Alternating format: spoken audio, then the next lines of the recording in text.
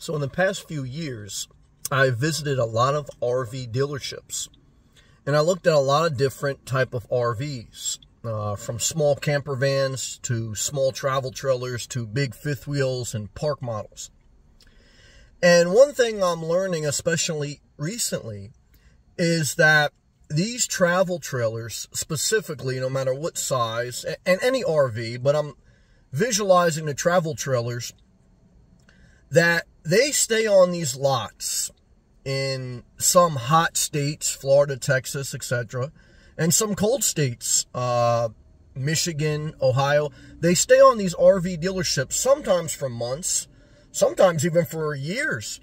And the weather, the heat, the cold, the elements are hitting these RVs. They're not hooked up to electric where they're running the air condition constantly or they're running the heating constantly. They're either winterized in the winter, they put like coolant in the water lines, or in the summer, they just get hot. And even in humid states, they don't run dehumidifiers. There's a few RVs that may be in the showroom with electric hooked up, but none of them are with temperature control, with dehumidifiers, with air purifiers throughout the seasons. So the air is getting stagnant, mold could be growing, and fungus or whatever. And there's already what I've learned, off-gassing, which means the materials that the RV is used to build out, the glue, the wood, etc. These materials off-gas, they put out gases that circulate in the RV. So the air quality in these RVs, because they sit on the dealership so long, because they don't have temperature control and poor air circulation, and they have the seasons of weather, that's something you have to consider because you're living in it. Now, to be fair, through my experience in buying and selling houses, some houses, especially ones that are not used, but all of them, you know, they can have stagnant air, they can have mold, they can have termites, okay? People slap paint on houses, and it looks pleasing, and if it has a nice kitchen, it's sold. And especially seasonal houses where they're not used. I remember hearing a message from a motivational speaker who compared a house. He goes, a house is meant to be used. If you don't use the house, if you don't flush the toilet, if you don't run the water, the house actually deteriorates faster because the seals are broken, and all types of havoc happens when something is designed to be used, but it's not. And when you're talking about purchasing an RV as a home or a travel trailer, or even purchasing a house, but I'm specifically talking about RVs, this is a unit that has not been used for months or sometimes years, and it's just sat. And it's something you have to consider when purchasing, because I recently purchased an RV and an RV lot that I own. And this travel trailer is 5 years old. They say that outgassing should dissipate after 5 years, but there's a stagnant air. So I've been thinking about getting air purifiers, which a lot of people and research shows that makes a big difference, because the air ducts and the air conditioning filters are not that great on these RVs. Again, they're substandard built houses, but a lot of houses are substandard. I mean, there's a lot of AC problems in a lot of houses. I know because I've owned houses and RVs. But you know, then you get into the issue where, oh, I got to buy an air humidifier, a dehumidifier. You go through you got to buy more stuff. You got to have more stuff. You got to run more stuff.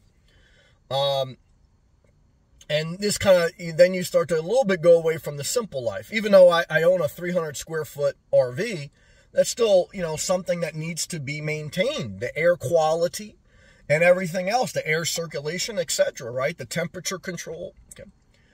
It doesn't mean you want to, you know, stay in your car and stay at a Planet Fitness and look at a psychopath with tinted windows scrolling through TikTok all day. You want to go forward, but you have to evaluate here, okay? So, because I do feel good having stability of a home base, a safe, legal place to park every night, and asset allocation once you get to a certain level of financial freedom. But I do go back and forth a little bit. Man, I don't like this about RVs, or I don't like this about a home base, and I don't like this about the nomad life. But RVs specifically, because of the stagnant air, because these units, when they're on the RV dealership lots, they don't have temperature control, they don't have dehumidifiers, they don't have air purifiers, etc. They're creating this bad air quality.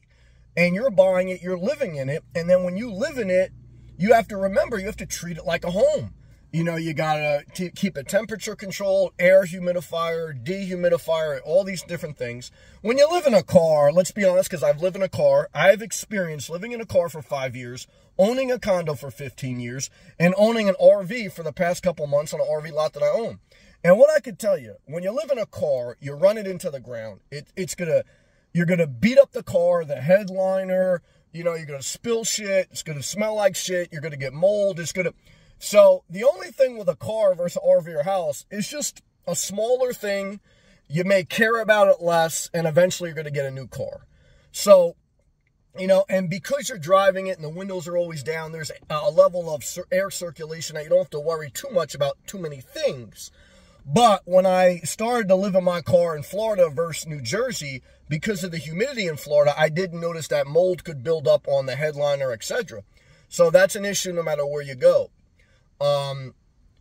Now, and all the, you know, look, there's so many different ways, but all I can tell you is what I've been looking at these RV dealerships. Every time I go in an RV, I smell either the off-gassing, the materials have a certain scent. And I used to like that scent. Like, I used to like how gasoline smells at a gasoline station when I was young. I used to like it. But it's unhealthy if you breathe too much. Same thing with, like, the materials of an RV. And when you go in an RV, and, you know, you may like the smell or whatever, but you got to keep the air purified. You got to circulate it. You got to maintain it. And, you know, again, then you got to add more stuff. You got to pay more attention. You got to put more work. That goes away from the simple life. But if you live in your car's going to get beat to hell. Again, you're never going to really be settled with parking. And, you know, again, after a certain amount of financial freedom, what do you want to do? Do you want to spend $100,000 on a van? Do you want to spend $200,000 on a home base and then eventually get a van? Look, there's no exact science. I'm still figuring it out, but I'm sharing.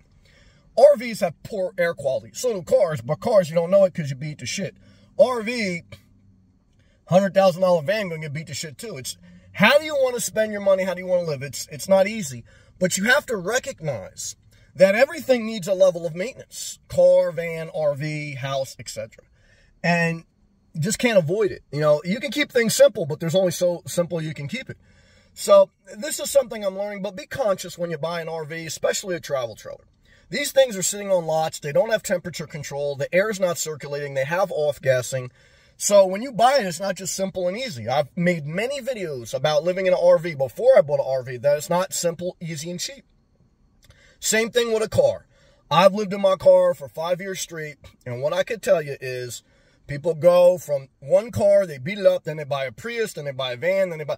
And that's not simple and cheap either. There's no exact science. Do whatever you want. Do whatever you want. But I want to share my experience to help you. I can't even tell you what to do because everyone's so different. But I can share. So you have some information and you can do whatever you want. It's your life. I don't want to control you. I want you to click that thumbs up, but more specifically, click that super thanks. It's right next to the thumbs up. It's got a little heart with money sign. I love the money. I love the dough. More than you know. That's right. I show up every day. I earn it. These people, I want to tell you, do what you need to do. Click that blue join button. Thank you to all my members. Leave a comment below. Let me know.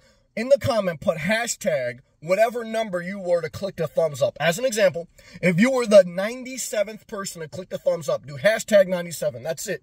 I know you're lazy, but please, if you can't hit the super thanks, if you can't hit the blue join button, at least hit the like and leave a comment. Why? Help me. I'm working hard to share entertainment, information, motivation, consistency to change your life for the better. I can't make life perfect because we are in a cursed world, but I can get the most out of my life while trying to stay positive, stay out of trouble, okay, and not kill a motherfucker. And if that don't earn a thumbs up, I don't know what will, okay, because you're never happy. You say you're never happy. Well, you keep watching me. I ain't happy with your lazy ass, okay? Go fucking feed nature. I hope nature tears you apart. You know the rule of nature? Kill or be killed. Huh, yeah. You think nature's so nice? Nature's kill or be killed. Survival of the fittest. Thank God for humans that created subsidized apartments, EBT cards, electricity, because if it wasn't for the gracious God-given love of humans, not your service dog, you would be fucking rolling around in the bushes, okay, with a dog that would rip your fucking heart out because it needs food. A dog comes from wolves. Humans are more compassionate than your service dog. Never forget it. Never. Thank you for watching.